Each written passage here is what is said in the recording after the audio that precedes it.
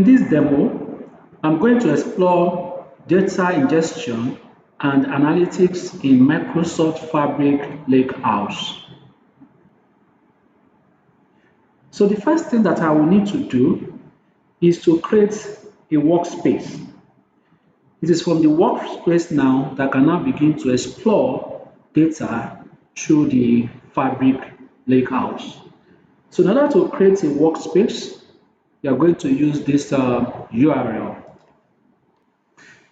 And this is the URL app.fabrics.microsoft.com. Then I'll press enter. This will take me to the Microsoft Fabric. Now that we are here, so the next thing that I will do is to create a workspace. So I'll click here and I'll now click new workspace. This will allow me to create a new workspace for my Fabric. So I will give the workspace a name. I can call it Delaney Space. And in the description, if you like, you can put a description there, and if you like, you can put a domain. Then now here you can select the advanced, where you have option of selecting either the Pro, Trial, Premium, or whatever. Now in this case, I'm going to select the Trial. So by selecting this Trial, it will assign this workspace to a Fabric trial capacity. A Microsoft Fabric trial capacity allows users to explore the capabilities of Microsoft Fabric like data factory, data engineering, and real-time intelligence, among others. So I'll now click apply. Now it's applying the information. So it's going to create a workspace for me at the end of the day. Remember the name of the workspace? Delaney Space. So this is the workspace. Again, what's the name? Delaney Space. So in the home page of the workspace, I'm going to create a new lakehouse. To do that, I'll click new and I'm going to look for lakehouse. And here is it. What does lakehouse allow you to do? You can use it to store big data for cleaning, querying, reporting, and sharing.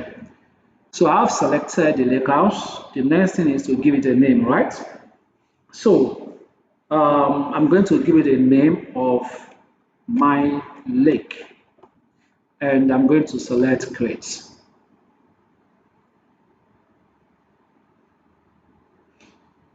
So now I have the lake house that I tied to my lake, and it's actually loading. Now this is the lake house that I just created. Now let's explore some of the things we have in the lake house. For example, on the Explorer page, you'll see this is the lakehouse again, and under it I have what tables. I also have files. Now the tables folder contains tables that you can query using the SQL. So tables in Microsoft Fabric Lakehouse are based on the open source data lake file format commonly used in the Apache Spark.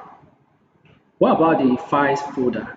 That one contains data files in the one lake storage for the data lake house that are not associated with managed data lakes. You can also create shortcuts in this folder to reference data that is stored externally. Now currently, there are no tables or files in this lakehouse, as you can see. So the next thing that I will do now is to ingest data into this lakehouse. So a simple way to ingest data is to use a copy data activity in the pipeline to extract the data from a source and copy it to a file in the lakehouse. So how will I do that? I'll just select this get data, and you see it's new data pipeline. Then I'm going to give this pipeline a name. I'll call it ingest data.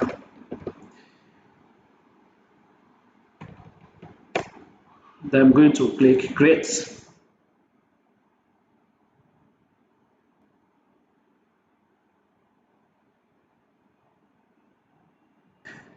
So this now gives me a copy data into Lakehouse Wizard. Now, what I need to do is to select the source of the data and also the destination of the data. If you take notes here, I can pick different sources. For example, if I have my data in the SQL Server database, I will pick it. If I have it in the Azure database, I will also use that one. If it's a dataverse, it's also there. SharePoint is there. And if I click on the view more, you can see I have a lot of sources that I can pick data from. So anything that is a tabular form that look like a data, you can use this to pick the data from that source. So we have a lot of a lot of data sources. But I don't have data in these data sources. So instead of this, I'm going to use this sample data. Now, this data fabrics has some sample data. One of them is NYSE task. So the green taxi trip record include fields that capture pickups and drop-off, date and time, pickup and drop-off location, trip distances, itemized fares, rate payment, payment taxes, and driver reported passenger count. So we're going to use this as an example to pull the data from that source and pull it into our data fabrics. So this is the table in the NYSE taxi green, and you can see these are the columns and these are the rows. So this is information that I want to pull now into the fabric. So I'm going to click next, and in the connect to data destination, I'm going to select the destination, that is where I'm taking the data to. If you look at it now, you already pick my lake. That is the workspace that I created earlier. And in the root folder, it's saying that it's going to be what? Tables. And under the load settings, it's saying it's going to do what? It's going to load to a new table. And by default, it pick a name for the table. This name now is what I'm going to try and change. So I'm going to give this taxi underscore rights. Then now I will click next button. So this is the summary, and it's just trying to tell me that it's going to copy the data from here and it's going to drop it in my Microsoft Fabric lake house. And this is the connection, my lake, and this is the table that I should look for inside my lake. If you look at this option, it said start data transfer immediately. That is the option that I actually want because I want it to start transferring the data right now. So I will leave this option checked. After that, I will click save plus run. So what is going to happen now is that it will now start copying the data from that source, and it will try and copy the data into my lake. That's our data lake. And if you observe here, what's it saying? It's running. And if you also observe here, what's it saying? That's how copying the data, but look at the activity. Is in what? Is in progress. And it's also telling you the duration. And if you notice, there is an auto refresh after a few seconds to refresh the status of the pipeline. So I'm going to pause this video at this point, and I'll be back once that status is successful. Now that the activity status is saying succeeded, so it simply means that it's successful, and look at it. So the entire duration for the activity was 36 minutes 9 seconds.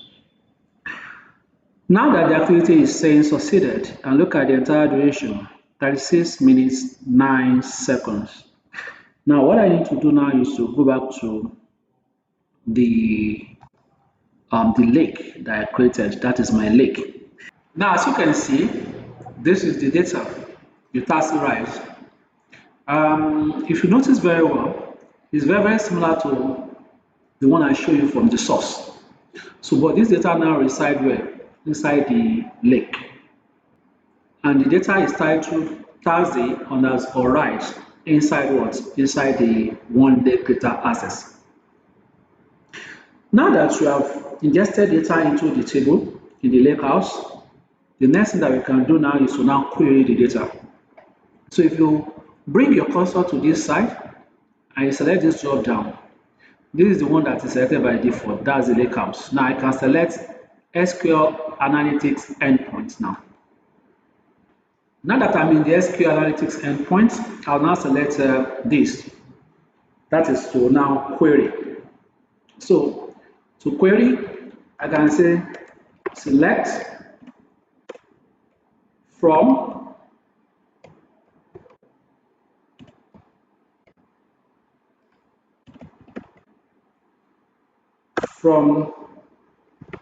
task rights.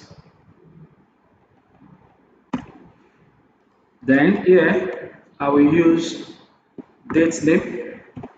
Date name is a function. Now in the date name, I will pass a column, a date column into the date name. And I can also determine what I want to pick from that date. For example, I can pick day of the week and so on. So in this case, I will type DW. That is to say, I want to pick what day of the week. I can as well pick month. I can as well pick year. I can as well pick what a particular day from a particular date that is being given. Now, I'm going to pass a column, a date column here now. Now, the date column I'm going to pass, which is a column in the task right, is LPEP,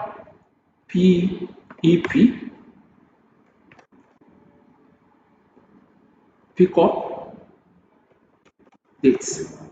This is actually a column. Okay, that's time, date, time. Yeah, this is actually a column inside the task rights as day. Command AVG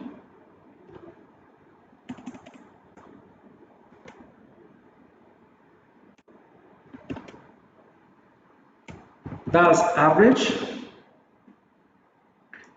In the average, I want to pick trip distance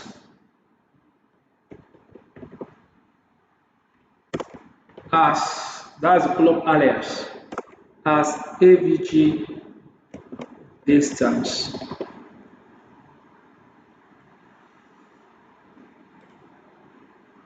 So I can even rearrange it properly.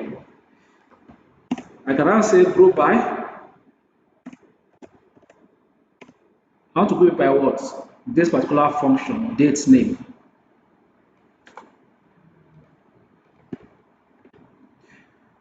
I cannot select run.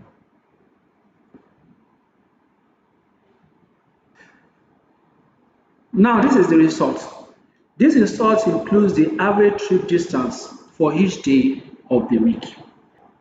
Now Microsoft Fabric Lakehouses organize all tables in a semantic data model, which you can use to create visualizations and reports. So how can we achieve that? So what I will do now is to click on the reporting tab and I'll click new reports. Then I'll click continue because it's just telling me that if I want to create a report, I first of all need to add the data to the default semantic model. So I'll say continue so that I can add the data to the semantic model. Now, this is the data, the tags underscore right. This contains what? The schema itself, everything about that data. Now, I need two columns here to visualize. I'm going to visualize IPEP pickup, which is this, is a column. I'm also going to visualize the passenger count. This is it, passenger count. Then I will select the visualization. Now I want to use line charts, so I'll pick the line chart, and in the x-axis and y-axis, I'm going to select the column that will form the x and y-axis. For example, in the x-axis, so I didn't show what IPEP pickup date time in the x-axis, and in the y-axis is showing what some of the passengers count. So I can use this now to do what? To visualize this information. As you can see, it's actually loading right now to sum the passengers count by the iPep pickup date time. Now look at the report. Let me expand this.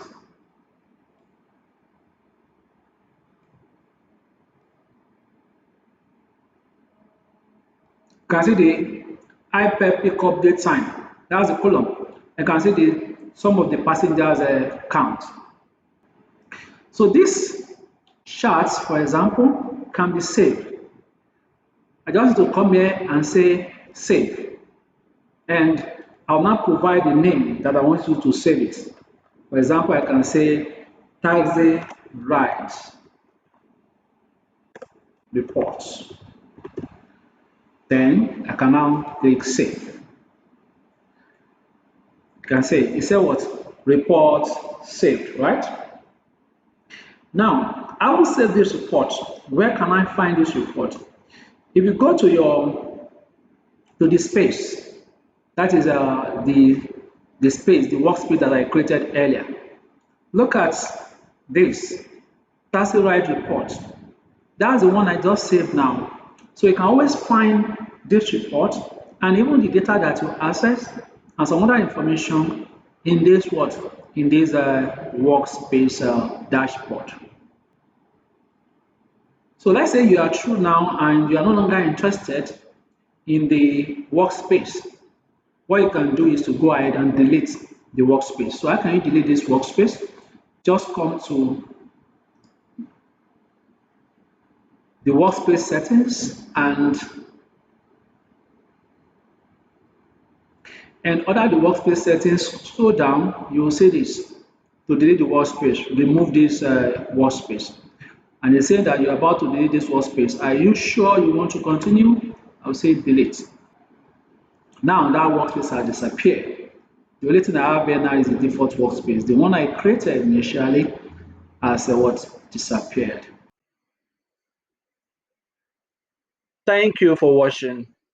If you like what you saw, consider subscribing to this channel. Please, let me know what you think in the comment section. And do not forget to leave a like and share this video. See you in the next one.